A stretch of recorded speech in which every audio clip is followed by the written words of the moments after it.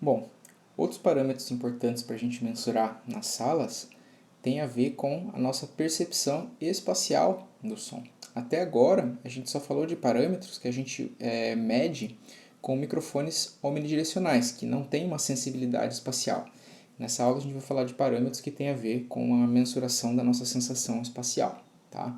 Tem dois aspectos subjetivos.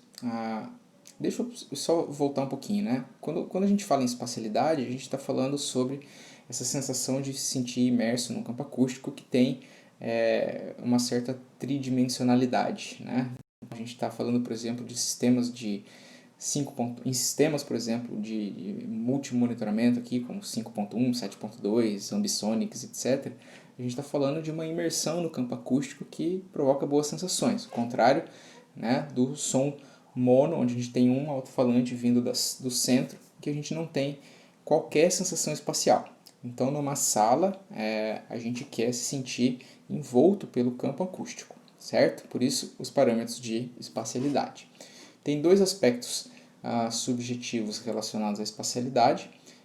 Eles são chamados aí de ASW e de LEV. Tá? O ASW ele mede o Apparent Source Width. Ele tem a ver com, na verdade, ele está ligado à impressão de qual é o tamanho da minha fonte sonora, ou de que a minha fonte sonora ela se estende um pouco além do tamanho físico dela, né, por assim dizer. Então tem a ver com o Apparent Source Width tem a ver exatamente com isso, tá? E a gente vai ver como que a gente ganha impressão de ASW com base nas reflexões no plano lateral, tá? O Listener Envelopment, né, que é o LEV, tem a ver com a impressão da gente estar cercado ou imerso dentro do campo acústico da sala. Ao contrário de, muitas vezes, o campo acústico da sala ser tão pobre em informação direcional, de que a gente está na sala, a gente sabe que a gente está na sala por causa da sensação visual, mas auditivamente a gente parece um pouco desconectado da cena acústica. Então esse parâmetro Listener Envelopment, ele tem a ver exatamente com essa sensação de se sentir imergido ali dentro do campo acústico. Então um tem a ver com o tamanho da fonte, o outro tem a ver com a sensação de imersão no campo acústico. Tá? Bem, o, o ASW, o tamanho da fonte, a impressão do tamanho da fonte, ele aumenta quando a gente tem uma boa porção ali das primeiras reflexões, até 80 milissegundos, chegando ali nas direções laterais, que tem a ver exatamente com a posição lateral das minhas orelhas, certo? Das nossas orelhas. Já o Listener Envelopment, ele tem a ver, ele aumenta, né? Exatamente quando a energia na cauda reverberante tem muita informação no plano lateral. Vocês podem notar então que o plano lateral é importante e que a gente precisa, numa sala de concertos, por exemplo, conservar um pouco dessa energia no plano lateral, exatamente para aumentar essa sensação de espacialidade. Tá? Então, quando a gente absorve muito som nas paredes laterais de uma sala de concertos, a gente na verdade está diminuindo essas sensações boas de espacialidade, certo? Por isso é importante aplicar tratamento acústico nos lugares adequados. No caso das salas de concerto, a gente tenta priorizar a aplicação de difusores, por exemplo, no plano lateral, que vão manter a energia nesse plano e absorver nos planos verticais quando for necessário, certo? Bom, a gente tem dois parâmetros para medir o SW. Na verdade, um parâmetro para medir o SW e um parâmetro para medir o Listener Envelopment.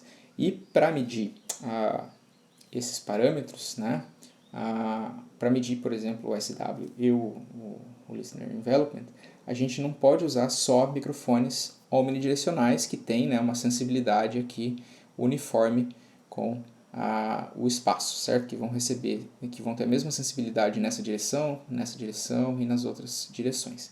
A gente precisa usar algum microfone que tenha uma resposta direcional. E o primeiro escolhido é o microfone bidirecional, que também é o famoso microfone de fita, o microfone de gradiente de pressão, o microfone figura de 8, etc. Tá? Esses microfones, eles têm um lóbulo principal numa direção e outro lóbulo principal na direção oposta, certo?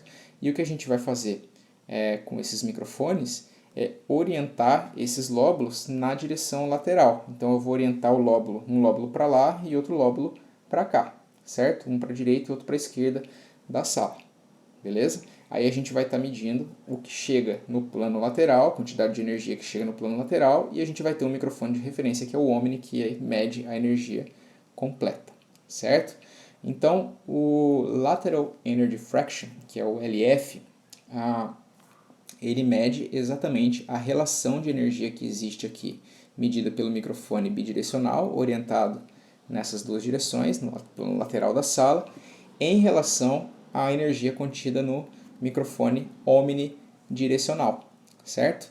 E aqui a gente tem uma relação que é dada nas primeiras reflexões, né? Lembrando que isso tem a ver com o ASW, com o Apparent Source Width, tem a ver com plano lateral, mas nas primeiras reflexões, tá? E os limites da integral aqui são de 5 milissegundos até 80 milissegundos. Então, esse microfone aqui, né, que mede no plano lateral, ele está excluindo o som direto por causa desses 5 milissegundos e indo até 80 milissegundos, que é o limite lá para música, né, no plano lateral, certo?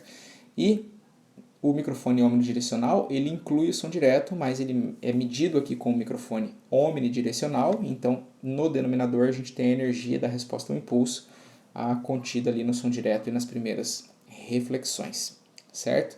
Esse parâmetro é medido em escala linear ou adimensional ou por cento, e o JND dele é de 0,05 ou 5%. Quanto maior for o Lateral Energy Fraction, maior vai ser o ASW. Tá? A gente não tem uma equação que faça a predição desse parâmetro para campo difuso, exatamente porque a gente não tem como, assumindo campo difuso, a gente não tem como diferenciar sons, né, no plano lateral do plano vertical, certo? Bem, o outro parâmetro que vai ter a ver aí com o Listener Envelopment, ele vai ter a ver com a cauda reverberante, certo? Então, quando a gente fala do Listener Envelopment, de novo a gente está usando o microfone Omni, né, medindo a energia de forma não direcional, e um microfone bidirecional para captar a energia no plano lateral da sala, certo? Então aqui a gente vai ter a energia contida, né, no LG, né, contida, medida pelo microfone bidirecional de 80 milissegundos até o final. Então a gente está falando, né,